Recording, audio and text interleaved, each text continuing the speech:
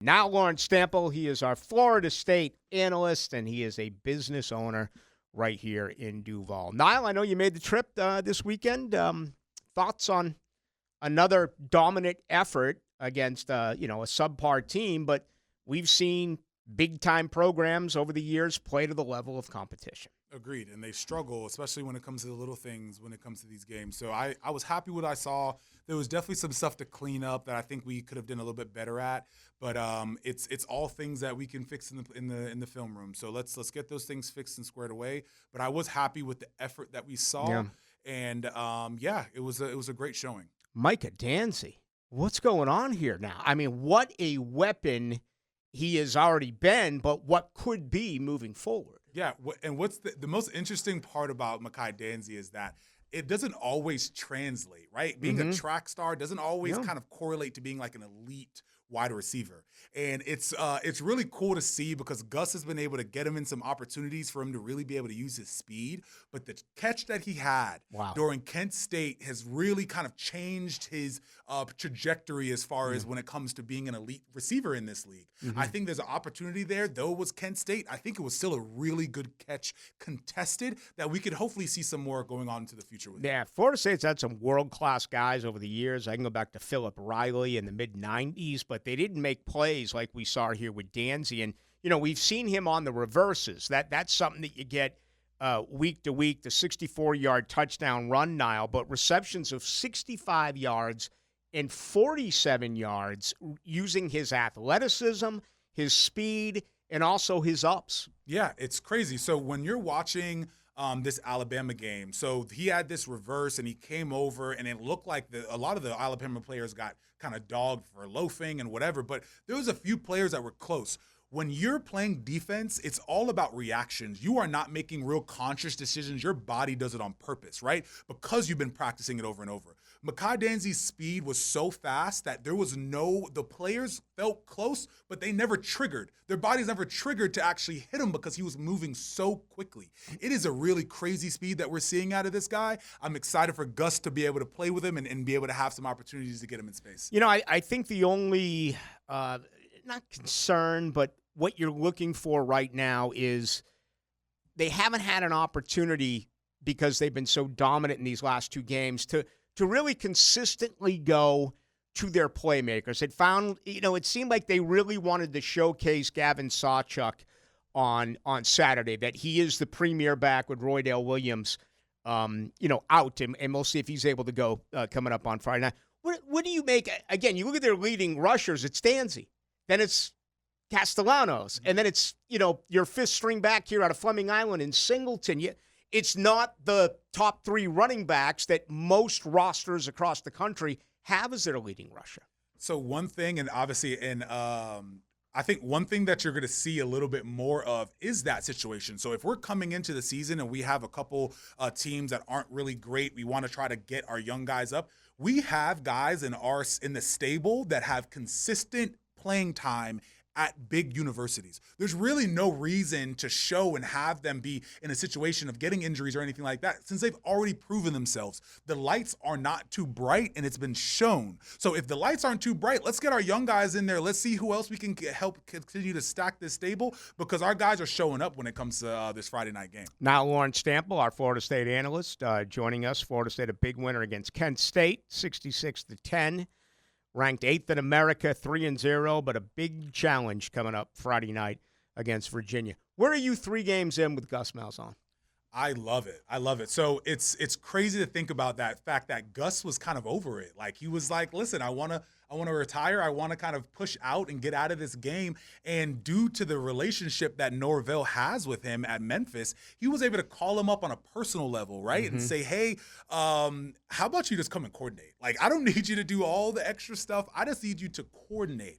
And it seems like it made sense for him after kind of pondering on it for a little bit. So it's something that we've already talked about that I think is going to be more common, is seeing these coaches come in and these big coaches come in and be coordinators.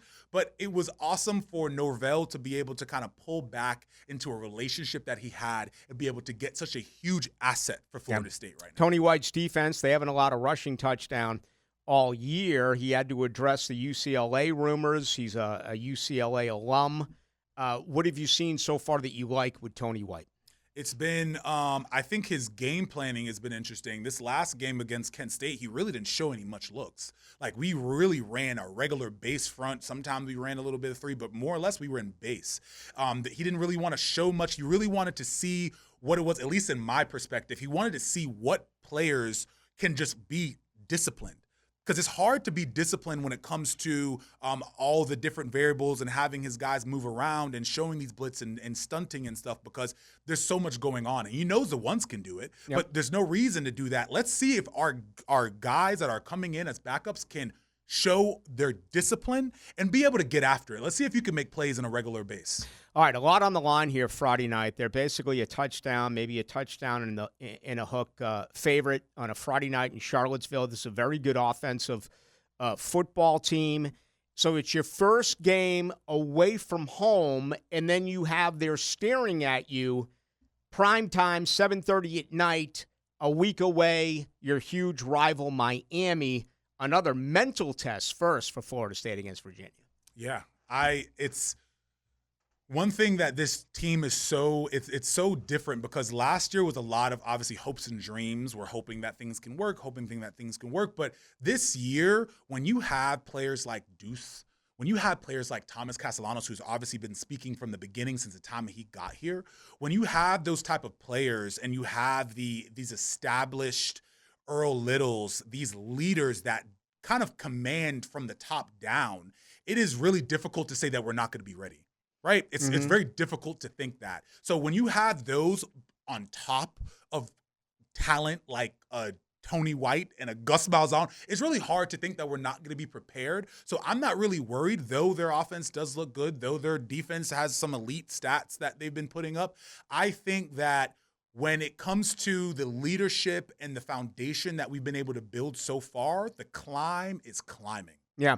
When you look at the schedule, they probably didn't circle this Friday night game at Virginia, but now that you get closer to it, Nile, undivided attention of college football fans across America, this is the only game that's on Friday night. So when you hear trap game and they're looking ahead, wouldn't that erase it? Yeah, 100%. And it's funny because I keep hearing this trap game and the upset and all this other stuff and looking forward, looking ahead.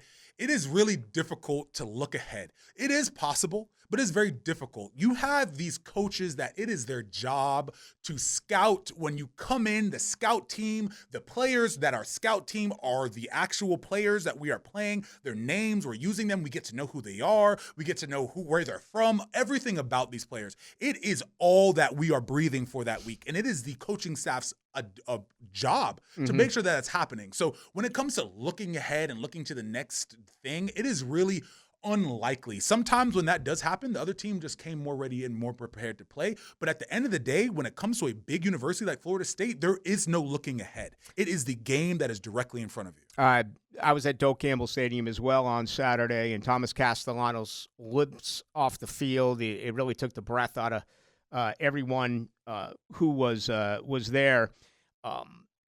Norvell said, did some things. You don't think it's a concern, but it wasn't he took every snap today. And I mean, it was bland. And that's fine. Norvell, you don't have to, you're going to have to come up with an injury report.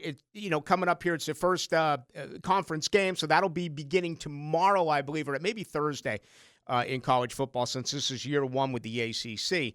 But trying to figure out what percent is Thomas Castellanos before this football game. Yeah, and we'll see. Hopefully it's nothing crazy, nothing too crazy, right? And as we kind of go into that, when we have a situation like that with Castellanos and he isn't as mobile, that still has to be something that we have to be able to push forward and work with. So I think Gus being able to see it, whatever it is, we are going to game plan in order to make sure that there's options on the table for him not to be as mobile if that's the case. But I think we'll be fine coming Yeah, the one thing I wanted to see a little bit more of, I know we were talking before we went on air here, I wish Kevin Sperry got a little bit more burn on Saturday. He was 4 of 5 for 64 yards. So far on the season, 8 of 10 for 125 and 2 touchdowns. I think he's clearly the guy ahead of Brock Glenn. Now, we don't know if something happened to Castellanos, would Norvell go with a veteran, a guy who has played before, both home and away, with Glenn as opposed to Sperry? But I would have liked to have seen a little bit more on Saturday. Yeah, and I agree. I think he could have played a few more snaps. I like what I saw. I've liked what I have seen from Kevin. And it's really not the actual physical throws. It's the poise that he has, because the system that Gus puts in, there is a lot of moving parts. There's a lot of checks. There's a lot of things to be able to see, and in order for those plays to be able to be run to its maximum capacity. And I think that he runs them well. I think that he comes in and he feels confident. He looks confident. But when you have someone like Castellanos as your mentor, that's gonna bleed off, and that's gonna kind of spread to you. So I really like what I've seen with Kevin. I do think that is the front runner for Gus. I think Gus is looking for the future when it comes to that, and I think that we'll have a good showing if that were to be the case. Florida State's been down 3 skill position starters. It feels like Randy Pittman, the tight end, and wide receiver Squirtle White will both be available Friday night for Virginia. Not sure yet on running back Roydell Williams, so you're getting some guys back. Yeah, as well as Kevin Wynn. Yeah. Kevin Wynn is a guy coming back, and he's a big guy coming in to be a true freshman. Yep. They were raving about him in fall camp. I think he may be a real opportunity to get some good quality depth that can hold the anchor down in the middle. He is an anchor guy. He is more of a nose tackle type D tackle. And with this defense, when it comes to regular, when it comes to being able to stop on the goal line and those different things, having someone like him to be able to anchor that is huge. So I love him being able to come back, and I hope that he can get a few snaps and get warmed up come Friday. Virginia's Chandler Morris is very accurate, 71% so far throwing the football this year. Give us your opinion. What do you think happens Friday night? I think we're going to come in ready to go. I think Norvell's hair has been on fire. I think that we have so many tangibles that will allow us to have a successful season. And I think that coming into this game, we are going to be more prepared. There's a lot of doubt as far as the fan base is concerned, just because there's been so much inconsistency. But I think that this team has so many tangibles that make so much sense.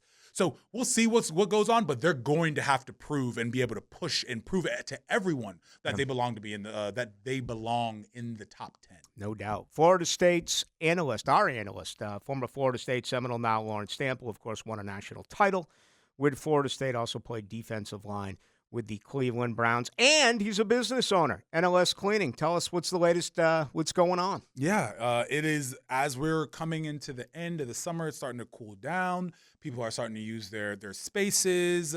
Restaurants are starting to use a lot more outdoor seating areas. So we're staying busy with that, just helping anyone they need to as far as pressure washing, gutter cleaning, and window cleaning. If you guys need anything, please let us know. The number is 904-708-8802. You can reach out to us on our website as well at nlscleaning.net. We would love to help any business owner, homeowner, renter, whatever it is. We're available. Always good to see you.